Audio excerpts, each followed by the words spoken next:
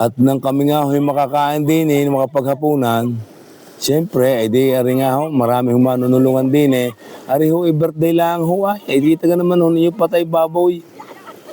At habang inaantay ho ang ulam o kaya karne, ay di yung mga panlaho ko din inuumpisa na ho ng aming mga kasama at napakasisipag naman ho dumali Talaga hong ang aking kumari hong are, siya hong namiminuno.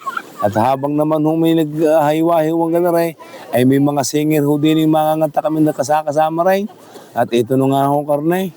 At dumating na, hinihiwa na ho mga pangpang apritagaw at areho. At talaga pinagtulungan ho ang karne. At naririnig na ho yung tinatawag na pupor. Halong-halo na ni paring Mio ang pupor na are.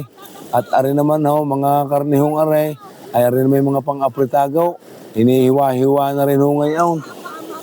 Ay napakasarap ho din sa lugar ho namin. Birthday yan, ay mayroong patay hong babaw. Ay sa inyo gawang lugar andain, ay talaga mga buto-but ho, gagawin ng mga kaldereta. Ay napakasarap ho din at talaga ang manunulungan ay napakarami. At tinitimpla na nga ho na rin ang akin hong kumparing Mio. Ari hong kakalderetahin daw hong kambing.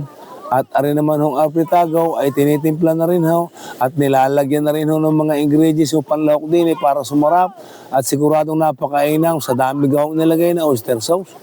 Ay tunay naman hong inilahat na isang butay at isang pack ng magic sarap. At ito na nga ho ang pupor na sinasabi ko sa inyo na pampaliwanag ng bahay.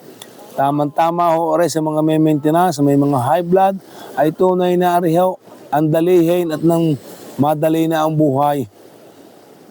Ay paano mga kasbag, ay hindi mo mawala ho patinte ang isang 4, ay di pampalis ho ng ginaw, ay napakalamig ho din paano mga kasbag, babay muna ho, at kami ho muna magluluto.